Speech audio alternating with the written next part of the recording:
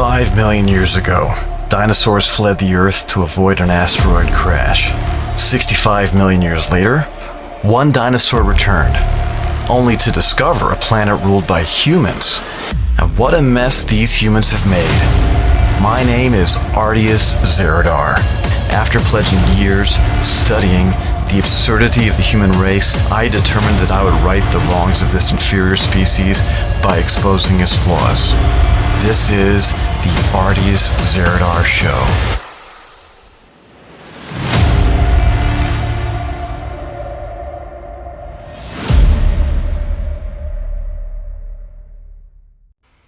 Alright, this is Ardius Zeradar.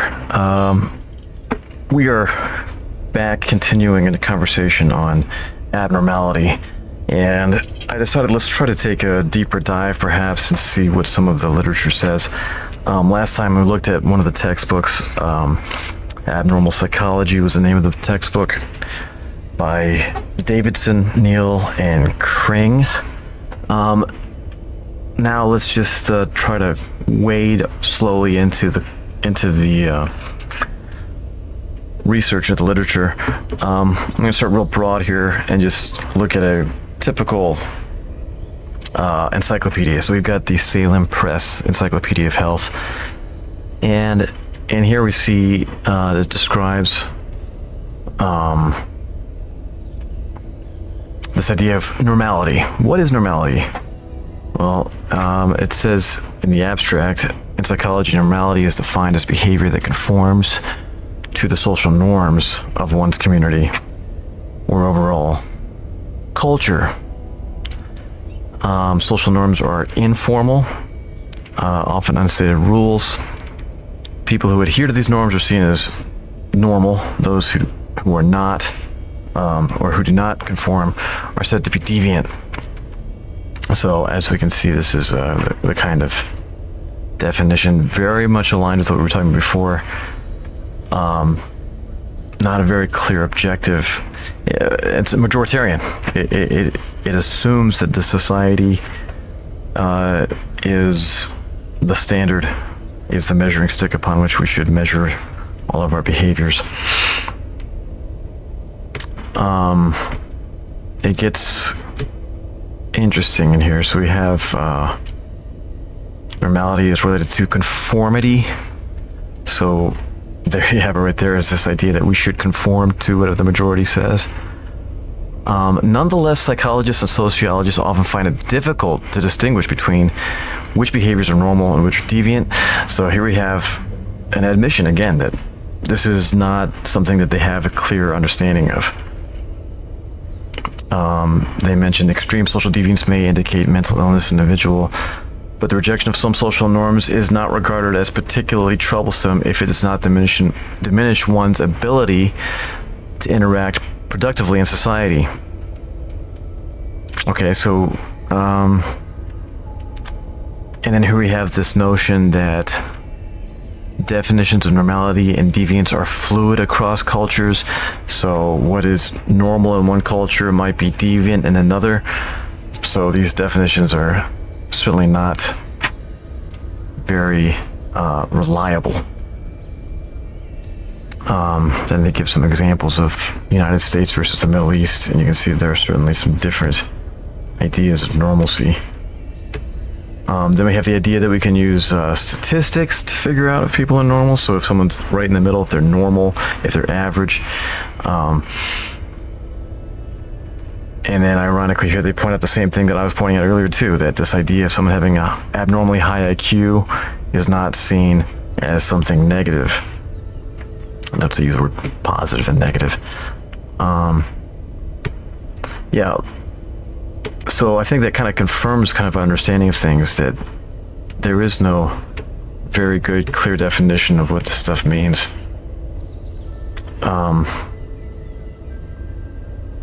Let's go to the next. Give me 1 second here. I gotta open up the next file here. So that's the encyclopedia. Now I'm gonna look at a textbook.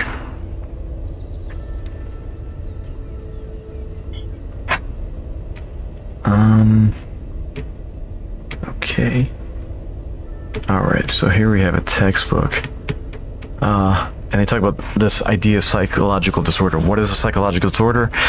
A condition characterized by abnormal thoughts, feelings, and behaviors. So someone who deviates from what everyone else does. And what's really interesting in this is they too point out all the weaknesses that we just don't have methods of properly determining these things. Perhaps the simplest approach to conceptualizing psychological disorders is to label behaviors, thoughts, inner experiences, etc. atypical, distressful, dysfunctional, and sometimes even dangerous. But just because something is atypical, however, does not necessarily mean it is disordered. Okay, so do we have some kind of specialized equation? No, they don't. Then they mentioned this idea of cultural differences, how in one culture what is normal might be different from another culture. Even mentioning, for example, hallucinations in one culture might be viewed as good, another is bad. And then we get into this really kind of interesting thing. There was a book where someone pointed out that this is all flawed, the myth of mental illness. And in this book, he attacks this idea of abnormality.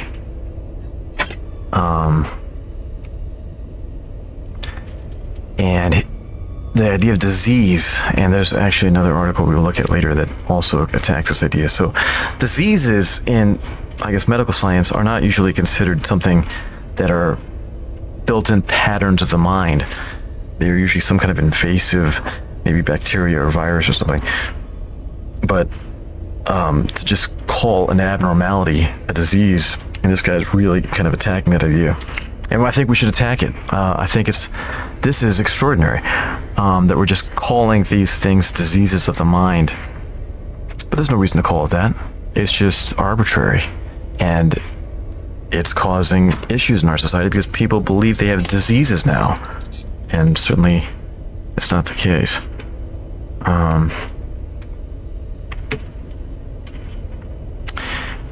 And then we have, let's see, significant disturbances in thoughts, feelings, behaviors.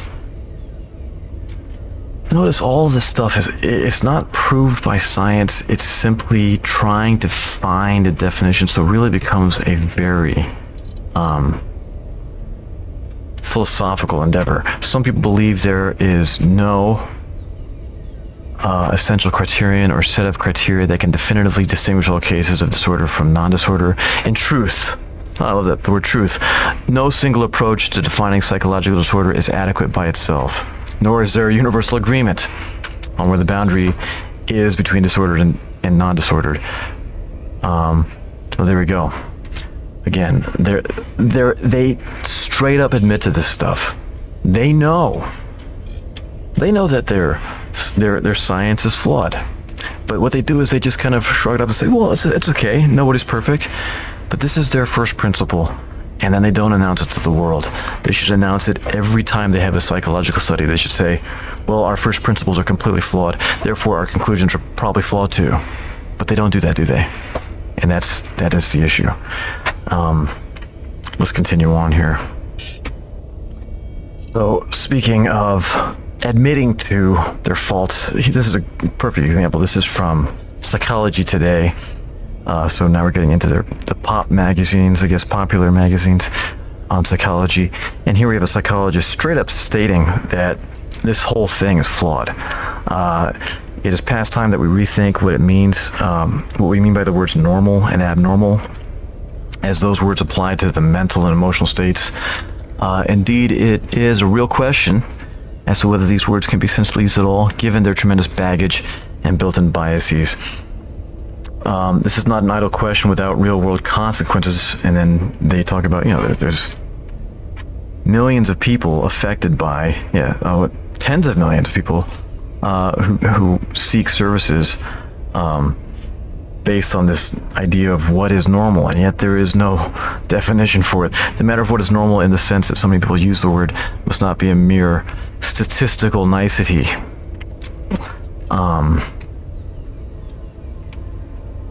Let me move forward here, sorry.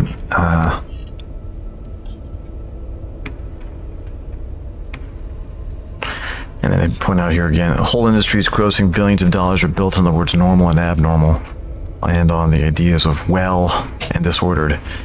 It is therefore inconceivable that the right thing can be done, and that the situation can change.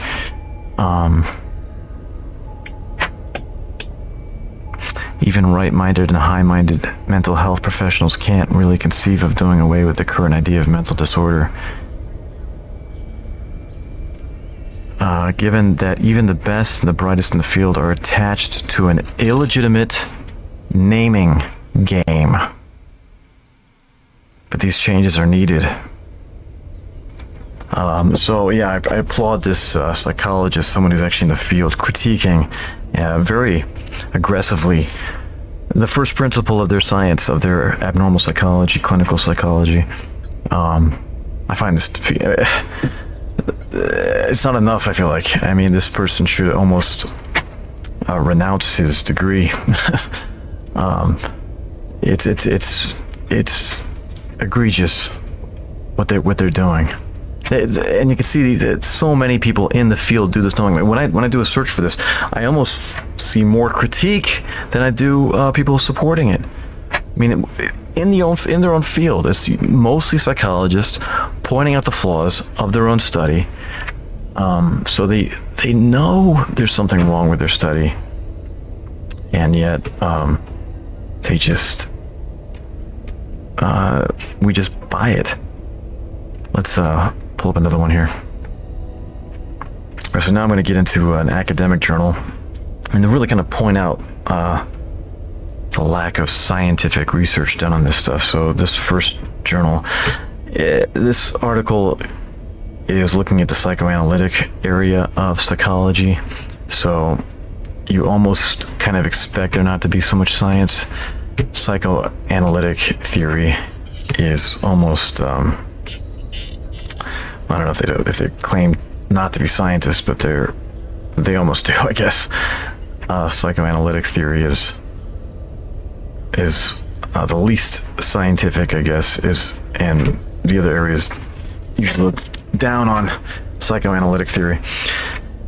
But I actually kind of appreciate psychoanalytic theory because they are more upfront about their flaws. So what you're going to notice in this is, this is an abstract looking at Jung, one of the early psychoanalytic theorists, and the discussion of normality, which is the target of Foucault. And so Michel Foucault is making the exact same claims I'm making, and so I kind of applaud Foucault on his work on this stuff. So you should definitely explore Foucault to get a closer look at some of these problems. And his problem is, just as mine is, this word of normality is just so arbitrary. It's just someone's opinion, and and so Foucault took it a step further and said it's used as a weapon to take people that don't fit in with our society and to ostracize them and to punish them for not behaving like the rest of us. And that's really what it is, according to Foucault. And I heartily agree. I think that it's a very strong critique. I generally don't like what Foucault has done to our society, but this aspect of his theory I certainly think is correct. So let's just kind of browse through. You can see it's kind of this history of Jung, and it's like a kind of a history of his thinking. He had this theory of normality, and he kind of moved away from it after Foucault critiqued it. And what you'll notice about this is it's definitely not what we would consider to be a scientific journal. This is closer to what you might see like in a philosophy journal or a history journal. But yeah, I don't want to go through this whole thing, obviously, but I just want to point out that you don't see any psychological experiments here, and in the end, they kind of talk about this. Well, it sounds like the author approves of this notion of normality, but it's more of a discussion about the interplay between those who think normality is valid and those who think it is invalid. And if you read the whole article, you'll see that there's a lot of critique within that field. So here we have, if you want to look it up, Normality and Analytical Psychology, Steve Myers. So another, within the field, we see that there is kind of this clear admission, I want to say confession, that normality, their first principle of abnormal psychology, has no basis. They don't even know what it is. All right, let's go to another article. 1 second.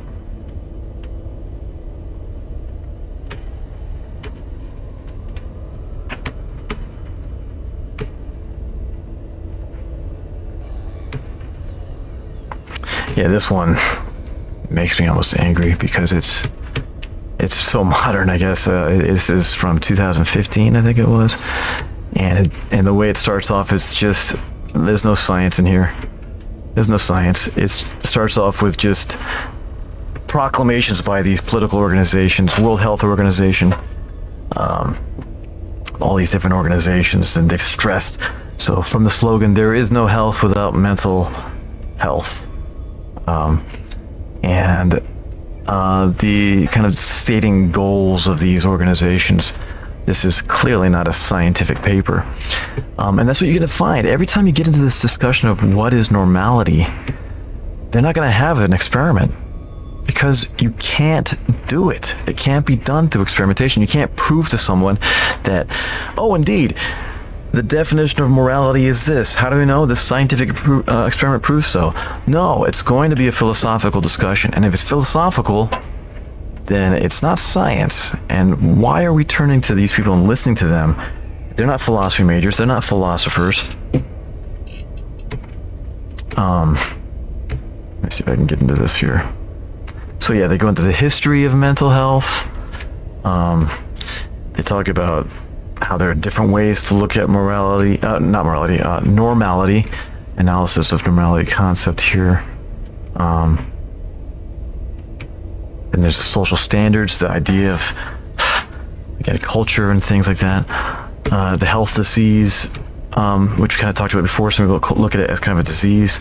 Then other people use statistical abnormalities, so they look at the bell curve, welfare discomfort theory. So there are all these different theories about what normality is, but they're just arbitrary. It's all philosophical. Yeah. There you go. So that's kind of a glimpse. Do I have another one here? I think I have one more, but I want to save it for my next video, I think, because it's just scathing. I really enjoyed this article, actually. But yeah, when I do my searches here, I don't come up with anything scientific, that's for certain. Let me just take a look at my last one. Yeah, so I'm going to leave the last one for later. I do have an experiment I'll take a look at. During my search, I found something on normality, but it turned out to be a different definition of normality, so it's not on topic. But we can take a look at their experiments, and you'll find, just look at any of their experiments, any of their studies. I mean, you guys should just go out, get onto EBSCOhost, read some psychological journal articles, and you will find it's just nonsense built on nonsense built on nonsense. The actual experiments stink. Then there's the area that's not experimentation, and it's all just thrown out into the world, and it's just BS. Yeah, so I hope that gives at least a glimpse into some of the literature. I'm going to get into some more in the next video as well. But, alright, this is Artie Seridar. Have a good day.